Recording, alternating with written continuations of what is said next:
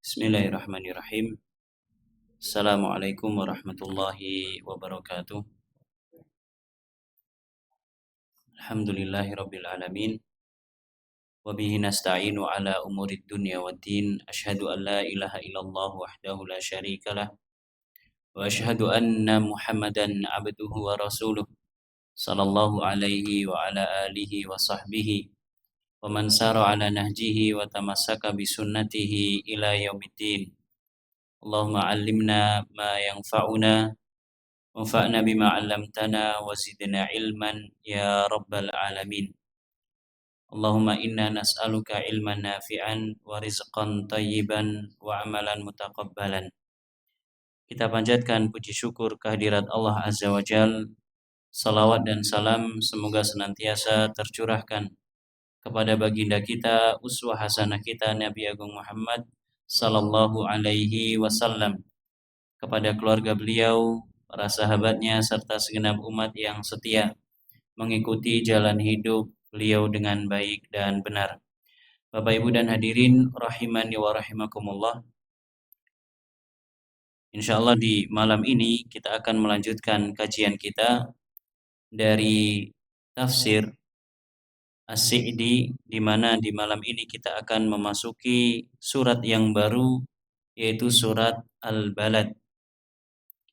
Penulis rahimahullahu taala Al-Imam Abdurrahman Ibn Nasir As-Sa'di, beliau mengatakan tafsir surati La Uqsim, tafsir daripada surat La Uqsim.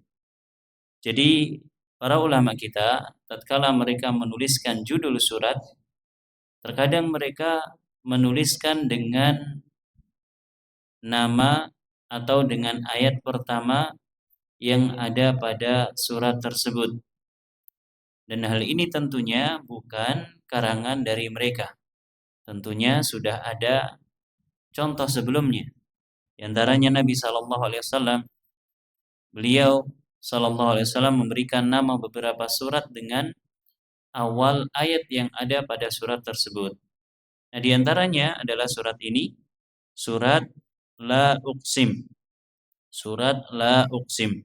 Maknanya itu adalah surat Al-Balad. Surat Al-Balad wahiyya makkiyah, adalah salah satu surat makkiyah. Surat yang Allah Subhanahu wa taala turunkan di kota Makkah. Dan Al-Balad sendiri yang menjadi nama daripada surat ini, maknanya adalah kota Makkah. Sehingga di antara nama kota Makkah adalah Al-Balad. Kota Makkah, Bapak Ibu rahimakumullah, memiliki beberapa nama. Kota Makkah memiliki beberapa nama. Dan ini menunjukkan keagungan, menunjukkan keistimewaan yang dimiliki oleh kota Makkah. Dia memiliki beberapa nama, di antaranya adalah Al-Balad. Di antaranya pula adalah Ummul Qura, pusat dari negeri-negeri. Di antaranya pula Al-Baladul Amin, negeri yang penuh dengan keamanan. Dan masih ada nama-nama yang lainnya. Surat Al-Balad adalah surat makkiyah yang Allah turunkan di kota Mekah. Allah Subhanahu wa taala berfirman di dalam surat ini, A'udzu billahi minasyaitonir rajim. Bismillahirrahmanirrahim. La uqsimu bihadzal balad wa anta hillum bihadzal balad wa walidi wa ma walad laqad khalaqnal insana fi kabad ayahsabu an la yaqdira alaihi ahad yaqulu ahlaktu malan lubada ayahsabu an lam yarahu ahad alam naj'al lahu 'ainain wa lisanan wa syafatain وهديناه النجدين فلاقتحم العقبة وما أدراك ما العقبة فك رقبة أو إطعام في يوم ذي مسغبة يتيما ذا مقربة أو مسكينا ذا متربة ثم كان من الذين آمنوا وتواصوا بالصبر وتواصوا بالمرحمة أولئك أصحاب الميمنة والذين كفروا بآياتنا هم أصحاب المشأمة عليهم نار مؤصدة. Ada 20 ayat dalam surat ini. La uqsimu bihadzal balad wa anta hillum bihadzal balad wa walidi wa ma walad. 3 ayat yang pertama Allah Subhanahu wa taala berfirman yang artinya aku benar-benar bersumpah dengan kota ini. La dalam ayat ini maknanya adalah penegasan. Benar-benar aku bersumpah dengan kota ini. Maksud dari kota ini adalah kota Mekah, bukan selain kota Mekah. Dan Allah Subhanahu wa taala bersumpah dengan kota Mekah menunjukkan bahwasanya kota Mekah memiliki kedudukan di sisi Allah Subhanahu wa taala. Dan pernah kita sebutkan bahwa makhluk-makhluk Allah yang dijadikan sumpah oleh Allah Subhanahu wa taala maknanya adalah makhluk tersebut memiliki kedudukan di sisi Allah Subhanahu wa taala. Termasuk kota suci Mekah. Wa anta hillum bihadzal balad. Dan engkau wahai Nabi sallallahu alaihi wasallam engkau bertempat, engkau tinggal di kota Mekah ini. Wa walidi wa ma walad. Dan demi bapak dan juga anaknya. Maksud daripada bapak dalam ayat ini, dalam ayat yang ketiga, yaitu adalah Nabi Adam alaihissalam. Allah bersumpah demi Nabi Adam dan juga anak keturunannya. Penulis mengatakan, yuqsimu ta'ala bihadzal baladil amin.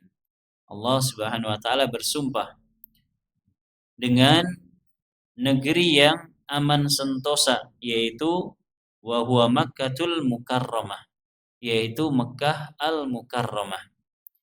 Mekah, Bapak Ibu rahimakumullah, ketika mengucapkannya itu tanpa didahului alif lam. Jadi Mekah Al-Mukarramah. Berbeda dengan Madinah. Madinah ada alif lam di depannya, Al-Madinah Al-Munawwarah.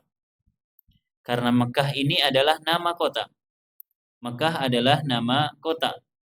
Seperti halnya misalkan nama kota Yogyakarta, nggak ada alif lam di depannya. Karena sebagian orang ketika belajar bahasa Arab, kemudian ketemu dengan nama dua kota ini. Kok Mekah Al-Mukarramah? Harusnya kan Al-Makkah Al-Mukarramah. Seperti halnya Al-Madinah Al-Munawwarah. Maka kita katakan Mekah dari dulunya namanya Mekah tanpa alif lam. Mekah dari dulu namanya Mekah tanpa alif lam. Dan dia adalah isim yang ma'rifat. Isim yang ma'rifat meskipun tanpa alif lam. Meskipun tanpa alif lam di depannya.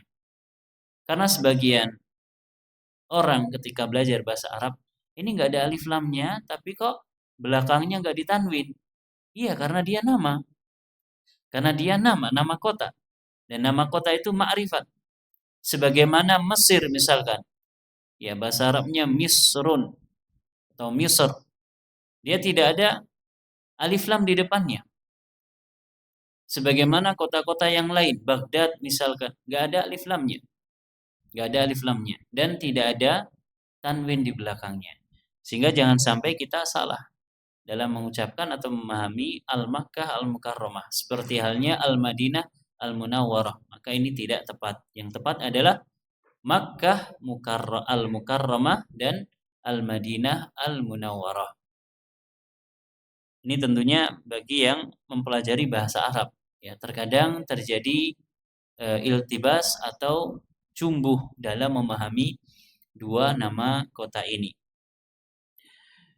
Afdalul buldani alal itlaq. Mekah merupakan negeri, Mekah merupakan kota yang paling afdal, paling mulia secara mutlak. Mekah adalah kota yang paling mulia, paling istimewa secara mutlak. Di dalam hati kaum mukminin harus ada keyakinan ini. Keyakinan bahwasanya Mekah adalah kota nomor satu. Kemudian diikuti Al-Madinah. Kemudian diikuti Al-Aqsa. Tiga kota ini harus senantiasa ada di dalam hati kaum muslimin. Afdhaliyah Mekah disebutkan dalam banyak ayat. Demikian pula dalam banyak hadis. Keutamaan kota Mekah disebutkan dalam banyak sekali ayat dan juga banyak sekali hadis Nabi sallallahu alaihi wasallam. Khususan waqta hululir Rasul sallallahu alaihi wasallam fiha. Terlebih lagi Mekah Al-Mukarramah dia memiliki keistimewaan yang lebih tatkala Nabi sallallahu alaihi wasallam tinggal di sana. Nabi tidak tinggal di sana saja, Mekah tetap yang terbaik, yang paling afdol, yang paling mulia. Apalagi tatkala Nabi tinggal di sana. Apalagi tatkala Nabi masih tinggal di kota Mekah. Nabi sudah tidak ada saja, Mekah tetap nomor satu. Apalagi Nabi tatkala tinggal di kota tersebut. Di antara yang menunjukkan bahwa Mekah memiliki keutamaan yang istimewa dibandingkan kota yang lain, yaitu adalah kelipat gandaan sholat di kota Mekah. Kata Nabi SAW, satu sholat yang dikerjakan di masjidku ini, maka dia akan dilipat gandakan 1000 kali lipat. Illa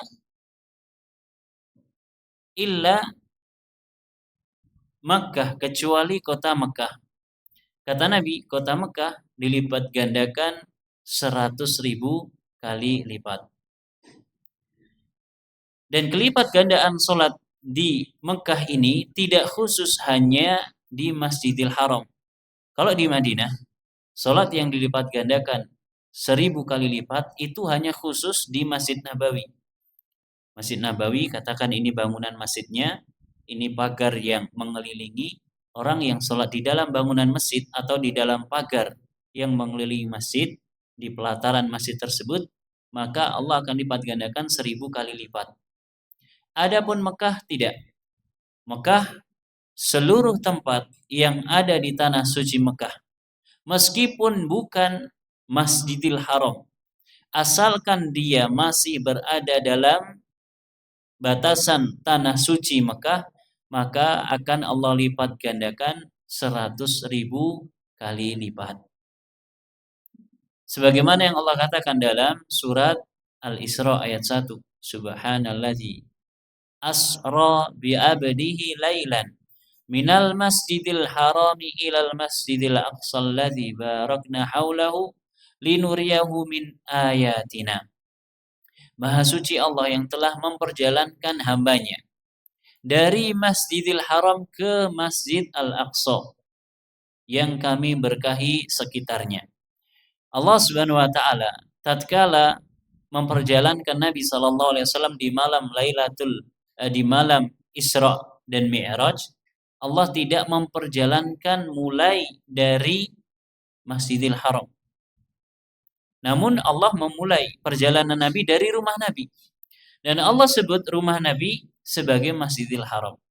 Sehingga para ulama kita mengatakan bahwa yang namanya Masjidil Haram tidak terkhusus hanya bangunan Masjidil Haram yang ada Ka'bahnya saja. Namun seluruh tanah suci Mekah kalau digunakan untuk sholat, Allah akan lipat gandakan pahalanya 100.000 kali lipat. Di antara pula yang menunjukkan bahwa kota suci Mekah memiliki keistimewaan yang tidak dimiliki oleh kota-kota yang lainnya, yaitu adalah larangan untuk melakukan perjalanan ibadah, larangan untuk serius dalam mempersiapkan perjalanan ibadah kecuali menuju 3 kota. Yang pertama adalah kota Makkah yang terdapat Masjidil Haram, dan yang kedua adalah kota Madinah yang terdapat Masjid Nabawi, dan yang ketiga adalah Al-Masjidil Aqsa. Kita kalau mau safar, kita nabung, kita mempersiapkan perbekalan fisik dan seterusnya, kemudian kita gunakan untuk safar ke selain 3 kota ini, maka terlarang secara syariat. Misalkan kita mengagendakan bulan depan kita akan melakukan ziarah kemana, misalkan ke Surabaya, ke masjid tertentu, maka ini dalam syariat kita tidak diperbolehkan. Kalau kita ingin mengumpulkan bekal untuk melakukan perjalanan, kita ingin berletih-letih melakukan perjalanan, maka yang diperbolehkan adalah menuju perjalanan ibadah, maka yang diperbolehkan adalah menuju 3 kota ini. Kemudian pula, tatkala seseorang bernazar ingin melakukan satu ibadah tertentu seperti i'tikaf. Contohnya ada orang yang bernazar Ramadan besok, tahun berapa berarti Pak? 4 berapa? 47. Ramadan 1447 besok saya bernazar akan melakukan i'tikaf di Masjid As-Salam dari sebelum buka puasa sampai setelah subuh. 1 hari. Tidak usah banyak-banyak, 1 hari saja. Dia bernazar seperti itu. Nazar adalah ibadah. Nazar adalah ibadah yang pada asalnya dia tidak wajib. Namun seorang hamba mewajibkan atas dirinya sendiri untuk Allah Subhanahu wa taala. Dan gak boleh nazar ditujukan untuk selain Allah. Misalkan orang bernazar mengagungkan pohon, mengagungkan batu, mengagungkan tempat tertentu, gak boleh. Tapi kalau dia bernazar lillahi ta'ala, saya akan melakukan i'tikaf di Masjid As-Salam di malam 27 Ramadan 1447 besok insyaallah. Ternyata Allah Subhanahu wa taala takdirkan dia dapat hadiah umroh akhir Ramadan. Ini contoh saja. Dan mudah-mudahan ada di antara kita yang dapat hadiah semacam ini. Ternyata dia dapat hadiah dadakan. Sehingga mau tidak mau dia harus melewati malam 27 Ramadan tersebut di mana? Di Mekah ataupun di Madinah. Maka kata para ulama kita, kalau hal ini terjadi, maka nazar yang dia ikrarkan untuk dia tunaikan di Masjid As-Salam ini jadi gugur. Kalau dia bernazar akan i'tikaf di sini, kemudian dia tunaikan di Masjidil Haram atau Masjid Nabawi, maka gugur, atau Masjid Al-Aqsa. Kenapa? Karena 3 tempat ini memiliki kedudukan yang lebih tinggi dibandingkan masjid-masjid yang lain. Sebaliknya, kalau ada orang bernazar, saya akan melakukan i'tikaf malam 27 Ramadan 1447 di Masjidil Haram. Ternyata pas malam 27 dia tidak di sana, dia di sini. Maka nazar ini terus berlaku atas dirinya. Artinya tahun ini dia nggak bisa berangkat ternyata. Ternyata mungkin biaya untuk ke sana di akhir Ramadan melonjak. Maka nggak cukup modalnya. Maka tahun depan dia harus menebusnya. Apakah bisa ditunaikan di Masjid Nabawi atau Masjid Al-Aqsa? Misalkan dia orang Palestina. Sudah, ternyata saya nggak mampu di Masjid Al-Haram. Mampunya saya di Masjid Al-Aqsa. Tidak bisa. Kenapa? Karena Masjid Al-Haram lebih tinggi. Sehingga harus di Masjidil Haram. Wallahu ta'ala alam. Ini diantara yang menunjukkan bahwa kota suci Mekah memiliki keistimewaan dibandingkan kota-kota yang lainnya. Apalagi tatkala Nabi Shallallahu Alaihi Wasallam masih tinggal di sana wa walidi wa ma walad, ay Adam wa dzurriyyatuhu. Dan Allah bersumpah dengan seorang bapak dan juga anak keturunannya, yaitu Nabi Adam alaihissalam dan anak keturunannya. Ayat yang berikutnya, ayat keempat hingga ketujuh, Allah berfirman, laqad khalaqnal insana fi kabad, ayahsabu an la yaqdira alaihi ahad, yaqulu ahlaktu malan lubada, ayahsabu an lam yarahu ahad. Kata Allah Subhanahu wa taala, ayat yang keempat hingga ketujuh, sesungguhnya kami telah menciptakan manusia dalam keadaan susah payah. Apakah manusia itu menyangka bahwa sekali-kali tiada seorang pun yang berkuasa atasnya? Dan mereka mengatakan, aku telah menghabiskan harta yang sangat banyak. Apakah manusia menyangka bahwa tiada seorang pun yang melihatnya? Ayat 4 hingga ayat 7. Kata penulis, wal muqsam alaihi qauluhu laqad khalaqnal insana fi kabad. Objek sumpah dalam surat ini dari awal hingga titik sekarang ini adalah firman Allah dalam ayat yang keempat, laqad khalaqnal insana fi kabad. Benar-benar Allah telah ciptakan manusia dalam keadaan susah payah. Yuhtamalu annal murada bidzalika ma yukabiduhu wa yuqasihi minasyada'idi fid dunya wa fil barzakh wa yauma yaqumul ashhad.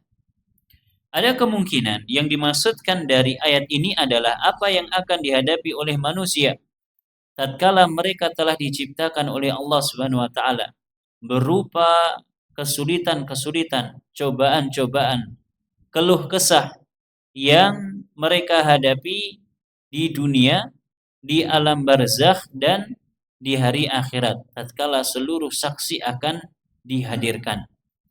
Allah Subhanahu wa taala ciptakan kita, Allah Subhanahu wa taala ciptakan manusia dalam keadaan yang susah payah. Maknanya adalah memang kehidupan kita ini tidak ada yang berjalan mulus. Pasti ada ujian, pasti ada cobaan. Ada kesusahan yang akan dihadapi. Baik kehidupan dunia ataupun kehidupan alam barzakh ataupun kehidupan akhirat kelak. Dan Allah katakan laqad khalaqnal insana fi kabad. Tidak ada seorang pun yang bisa aman dari ujian. Dan hidup kita adalah ujian. Alladzi khalaqal mauta wal hayata linabluwakum ayyukum ahsanu amala. Ialah Allah yang telah menciptakan kehidupan dan kematian. Apa tujuannya? Allah ingin menguji kalian. Siapakah di antara kalian yang paling bagus amalnya? Siapakah di antara kalian yang amalnya paling saleh? Memang hidup kita ini adalah untuk ujian. Di dunia kita diuji, di alam barzakh kita diuji, dan di alam akhirat kelak kita pun juga diuji. Laqad khalaqnal insana fi kabad. Di dunia ujiannya apa, Pak? Ujian sekolah sebelum naik kelas. Ujian kehidupan secara umum banyak. Dan kehidupan dan dunia ini adalah tempat ujian. Di alam barzakh, alam kubur, kita diuji dengan fitnah kubur, dengan pertanyaan yang diajukan oleh malaikat Munkar dan Nakir. Kemudian di alam akhirat kelak kita juga akan diuji. Masing-masing orang akan dihadapkan kepada Allah Subhanahu wa taala secara langsung. Masing-masing orang akan dipampangkan seluruh amalannya. Catatan amalnya akan dibuka dan semuanya akan diperlihatkan kepada seluruh makhluk. Ini ujian. Ini adalah ujian. Siapa yang telah berbuat maksiat, siapa yang telah melakukan kedurhakaan kepada Allah Subhanahu wa taala, mengkhianati Allah Subhanahu wa taala dalam keadaan sepi, dalam keadaan sendiri, maka Allah akan membukanya. Ujian. Mau tidak mau kita akan diketahui oleh orang lain. Di dunia, mungkin kita bisa bersembunyi tatkala bermaksiat. Di dunia mungkin kita bisa menutup diri dari pandangan manusia tatkala bermaksiat. Namun kelak di akhirat semuanya akan Allah buka. Semuanya Allah akan tampilkan di hadapan seluruh makhluk. Mereka semua akan menyaksikan semua amalan yang telah kita perbuat. Semuanya menjadi saksi. Wa annahu yanbaghi lahu an yas'a fi amalin yurihuhu min hadhihi syada'id wa yujibu lahu al-faraha was-surura ad-daim. Dan selayaknya seorang insan dia berusaha untuk melakukan amalan yang bisa mengistirahatkan dirinya dari ujian-ujian yang berat ini, yang akan mendatangkan untuk dirinya al-farah, kebahagiaan, as-surur, sama kebahagiaan ad-daim yang terus-menerus, yang kekal. Tatkala kita memahami bahwa di dunia adalah tempat ujian, maka kita mukhayyar, kita diberikan pilihan. Kita mau memperbaiki diri, kita mau beramal soleh, sehingga di dunia kita dapat beramal soleh untuk mempersiapkan peristirahatan yang terbaik di akhirat kelak, atau kita ya hanya menikmati dunia saja. Maka hendaknya kita memilih yang terbaik. Wa illam yaf'al, kalau kita tidak mengerjakannya, fa innahu la yazalu yukabidul azabu asyadidu abadal abad. Kalau kita tidak mau beramal soleh, mempersiapkan istirahat yang terbaik di akhirat kelak, dunia mau tidak mau, kita akan tetap diuji. Kita mau beramal soleh, itu juga ujian. Kita mau bermaksiat, durhaka kepada Allah, itu pun juga ujian. Namun orang yang beramal soleh, tatkala di dunia dia merasakan ini adalah ujian dari Allah Subhanahu wa taala, dia harus bersabar di atas ketaatan. Maka di akhirat dia akan beristirahat dari ujian tersebut. Adapun orang yang tidak mau melakukan hal tersebut, tidak mau beramal soleh tatkala di dunia, maka dia akan merasakan azab yang pedih abadal abad, selama-lamanya.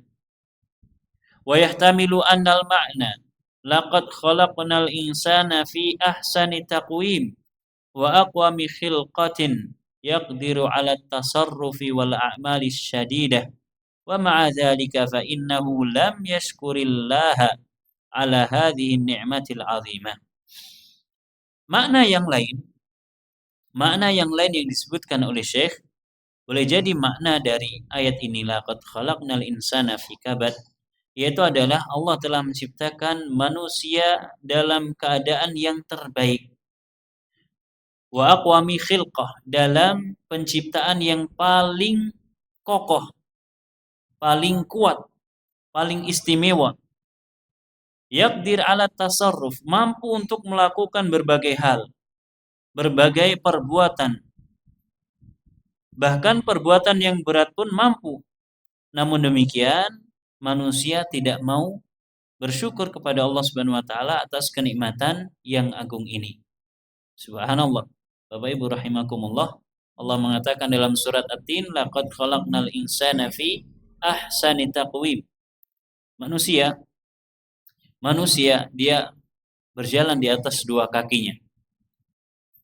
Manusia memakan makanan dengan tangannya, tidak dengan kakinya. Manusia bisa merasakan bahwasanya ini panas, ini dingin. Tatkala dia panas, dia akan mendinginkan dirinya. Tatkala dia kedinginan, dia akan mencari sesuatu yang bisa menghangatkan. Manusia, jika dibandingkan dengan makhluk-makhluk Allah yang lainnya, adalah makhluk yang terbaik, makhluk yang paling sempurna. Bahkan sekalipun mungkin di antara manusia ada yang Allah berikan ujian berupa cacat, namun ternyata dia cacat pada satu sisi, Allah Subhanahu wa taala jadikan sempurna pada sisi yang lain. Dan semuanya adalah kenikmatan dari Allah Subhanahu wa taala. Semuanya adalah kenikmatan dari Allah Subhanahu wa taala, sempurna. Penciptaan manusia itu sempurna, tidak ada kekurangannya. Maka sungguh sangat mengherankan tatkala ada sebagian manusia yang merasa tidak sempurna dalam penciptaannya, sehingga dia meniru perilaku, bahkan meniru sebagian bentuk daripada bentuk hewan. Ada atau tidak Pak orang yang merubah wajahnya, ya ditato atau dioperasi kemudian jadi seperti hewan,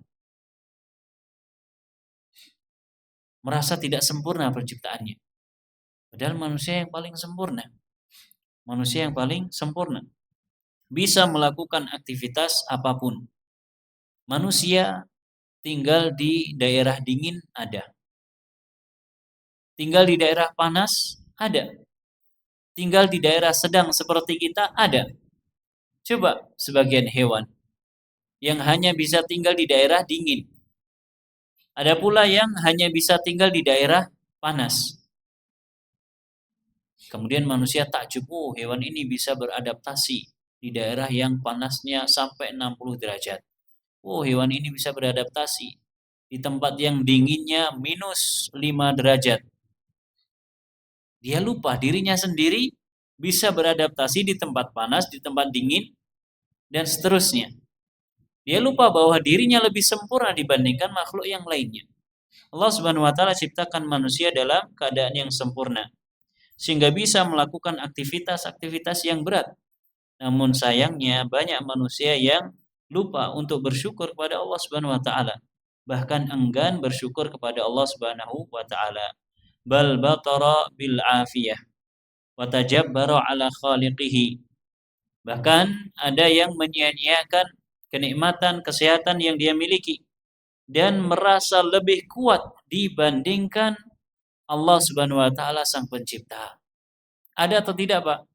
Manusia yang merasa kuat, kemudian dia merasa tidak akan mati. Dia merasa akan kekal hidup selama-lamanya. Ada. Beberapa waktu lalu dalam surat apa saya lupa. Surat Al-Fajr kalau tidak salah. Allah sebutkan tentang kaum apa? Kaum 'Ad. Allati lam yukhlaq mithluha fil bilad. Tidak ada satu kaum pun yang diciptakan memiliki postur tubuh dan kekuatan sebagaimana yang dimiliki oleh kaum 'Ad. Kuat. Kaum-kaum yang kuat. Batu, ya bukan hanya batu. Kalau batu besar namanya apa? Batu dijunjung, kemudian dipahat dan seterusnya. Kaum 'Ad. Ternyata mereka merasa kuat dan mereka merasa bahwasanya mereka akan kekal terus-menerus kehidupan mereka. Maka Allah Subhanahu wa taala jadikan mereka mati dengan sebab yang sangat sepele. Kalau tidak salah sebab kematian mereka adalah hembusan angin. Hembusan angin menyebabkan mereka mati. Hembusan angin, ya tiupan angin yang sepele kalau dibandingkan kekuatan tubuh mereka, kekuatan jasad mereka.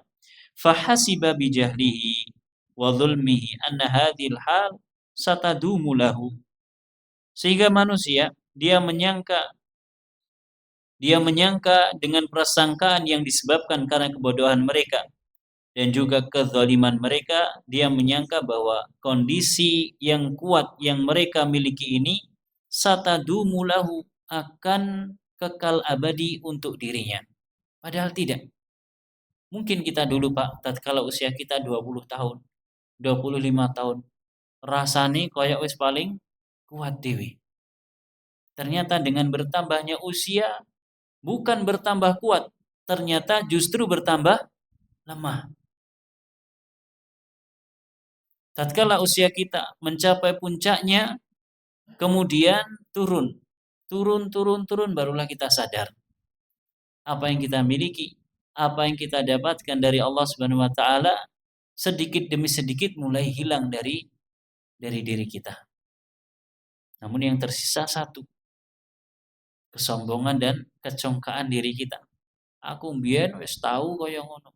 Aku mbiyen lek gur kaya ngene sepele, saiki Pak jajal wis rasaku. Allahul musta'an. Manusia menyangka bahwa kekuatan yang Allah berikan kepada dirinya akan kekal abadi. Padahal tidak. Padahal semuanya akan hilang, semuanya akan musnah. Orang yang paling kuat saja Allah matikan. Apalagi hanya kita. Wa anna sultana tasarrufihi la yan'azil. Dia menyangka dengan persangkaan yang didasari atas kebodohan dan juga kezalimannya, dia menyangka bahwa kekuasaan dia untuk melakukan segala hal tidak akan pernah hilang. Walihada qala ta'ala, karena itu Allah mengatakan ayahsabu allai yaqdira alaihi ahad. Apakah manusia menyangka bahwa tidak ada seorang pun yang lebih mampu atas dirinya. Wa yadgha wa yaftakhir bima anfaqa minal amwali ala syahawati nafsihi. Selain itu dia juga melampaui batas dan berlebih-lebihan dalam menginfakkan, dalam mengeluarkan harta-harta untuk memenuhi syahwat dan keinginan mereka. Manusia mengatakan yaqulu ahlaktu malal lubada. Saya telah mengeluarkan harta yang sangat banyak. Katsiran ba'duhu fauqa ba'din. Harta yang sangat banyak terus menerus. Wasamallahu ta'ala al-infaqa fi syahawat wal ma'asi ihlakan. Dan Allah menamai pengeluaran harta dalam atau pada jalan yang merupakan kemaksiatan dan juga jalan syahwat, Allah namakan dengan ihlak. Ihlak maknanya adalah pembinasaan. Jadi manusia mengatakan saya telah binasakan banyak harta saya untuk hal-hal ini, itu dan seterusnya. Ya Allah justru hinakan. Kamu tidak menginfakkan, tapi kamu membinasakan hartamu itu. Kamu gunakan untuk hal-hal yang mengandung unsur maksiat. Li'annahu la yantafi'ul munfiqu bima anfaq. Karena orang yang mengeluarkan harta tersebut tidak akan mendapatkan manfaatnya sama sekali. Orang yang menghambur-hamburkan hartanya untuk maksiat, untuk memuaskan syahwat, maka dia tidak mengambil manfaat sedikit pun dari harta tersebut. Hanya kesenangan sesaat yang menipu. Wala ya'udu ilaihi min infaqihi. Tidak ada sedikit pun dari harta yang dia keluarkan tersebut yang akan kembali kepada dirinya di hari kiamat kelak tentunya. Illa an-nadam, kecuali hanya penyesalan, wal khasar, kerugian, wat ta'ab, wal qillah, kelelahan dan kekurangan yang terus-menerus. Ini yang akan dirasakan orang yang hartanya habis digunakan untuk maksiat. Hartanya dihabiskan untuk mendukung kegiatan-kegiatan yang menentang agama Allah Subhanahu wa taala. Kegiatan-kegiatan yang berisi kedurhakaan kepada Allah Subhanahu wa taala justru akan menyesal kelak di hari kiamat.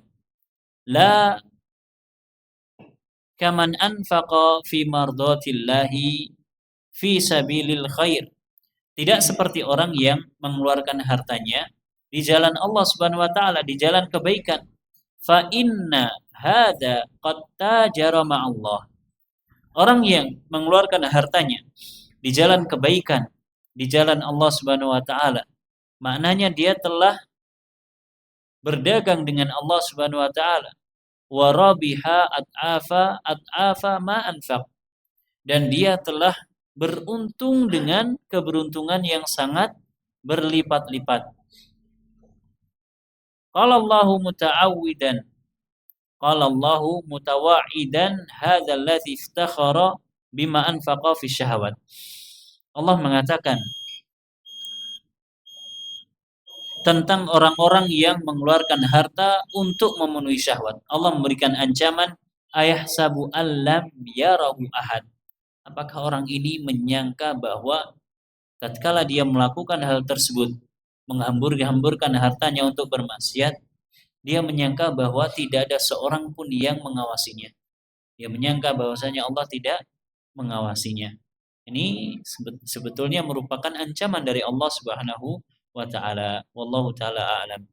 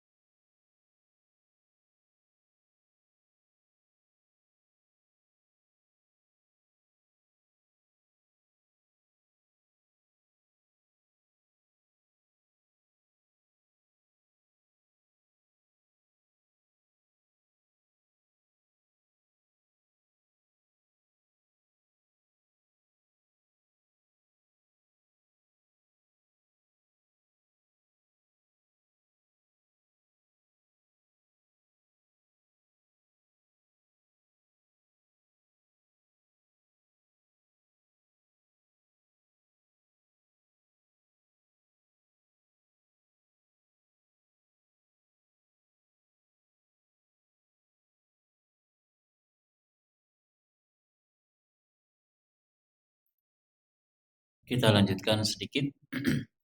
Jadi orang yang menghambur-hamburkan hartanya untuk memenuhi syahwat, untuk melakukan kedurhakaan kepada Allah Subhanahu wa taala, untuk bermaksiat. Dia menyangka bahwasanya Allah tidak mengawasi dirinya. Maka Allah berikan teguran. Ayahsabu allam yarahu ahad. Apakah dia menyangka bahwa tidak ada seorang pun yang melihat dirinya? Ay ayadhunnu fi fi'lihi hada anallaha la yarahu wa yuhasibuhu 'ala as-saghiri wal kabir. Apakah dia menyangka tatkala dia mengerjakan perbuatan ini, perbuatan kemaksiatan, perbuatan kedurhakaan kepada Allah Subhanahu wa taala, dia menyangka tidak ada, dia menyangka bahwasanya Allah tidak melihatnya. Dia menyangka bahwasanya Allah tidak akan menghisapnya atas segala perbuatan yang kecil ataupun yang besar. Padahal Allah Subhanahu wa taala akan menghisap. Allah Maha melihat, Allah Maha mengawasi, Allah Maha mendengar, Allah Maha mengilmui seluruh apa yang dilakukan oleh para hambanya. Bal qad ra'ahu Allahu wa hafidha alaihi a'malahu wa wakkala bihil kiramal katibin likulli ma amilahu min khairin wa syarr. Bahkan Allah Subhanahu wa taala benar-benar melihat dirinya dan Allah menjaga, Allah menyimpan dengan baik memori-memori dari setiap perbuatan yang dia lakukan. Bahkan Allah Subhanahu wa taala menugaskan para malaikat yang mulia di setiap apa yang dilakukan oleh manusia.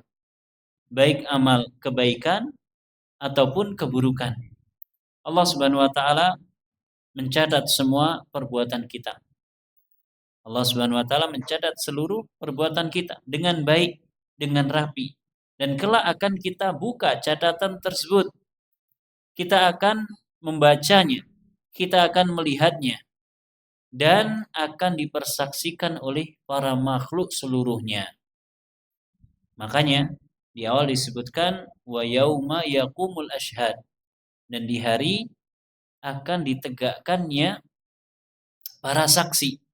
Kalau tidak salah di dalam surat Al-Ghafir, dalam surat Ghafir atau Al-Mu'min disebutkan seperti itu. Di hari kiamat kelak akan didatangkan seluruh makhluk untuk menyaksikan amalan makhluk yang lain, termasuk kita. Akan dipampangkan semua amalan kita dan disaksikan oleh seluruh makhluk. Wallahu taala a'lamu bissawab. Ini yang bisa kita baca dari tafsir surat Al-Balad bagian yang pertama, dan insyaallah kita akan lanjutkan pada pertemuan yang mendatang. Insyaallah taala mudah-mudahan bermanfaat. Mohon maaf kiranya ada kesalahan dan kekurangan. Wallahu taala a'lam. Kita akhiri dengan membaca doa kafaratul majlis. Subhanakallahumma wa bihamdika asyhadu an la ilaha illa anta astaghfiruka wa atubu ilaik.